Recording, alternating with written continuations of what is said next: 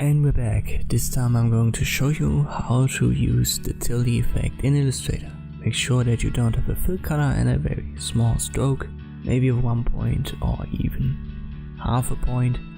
Activate the rectangle tool and we will drag a regular rectangle first. But if I hold the tilde key in Illustrator and drag a rectangle once more, we have created this effect. So there are many strokes on top of each other. So you could also say there are many rectangles added to each other.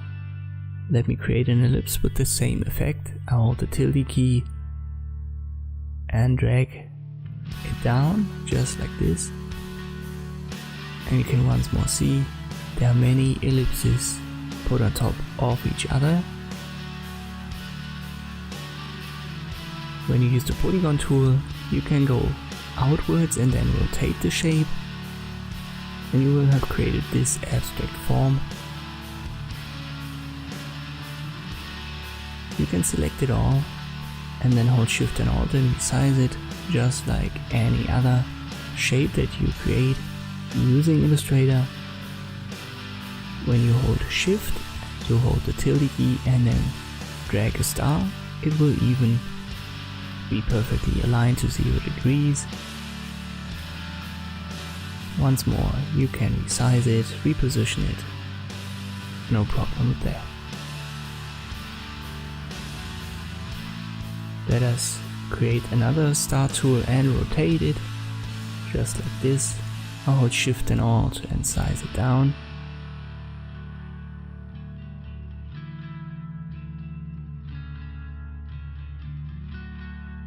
And I can treat it like a regular shape, so if I select it and then I change the stroke color to blue, this is the result. You can also change the stroke.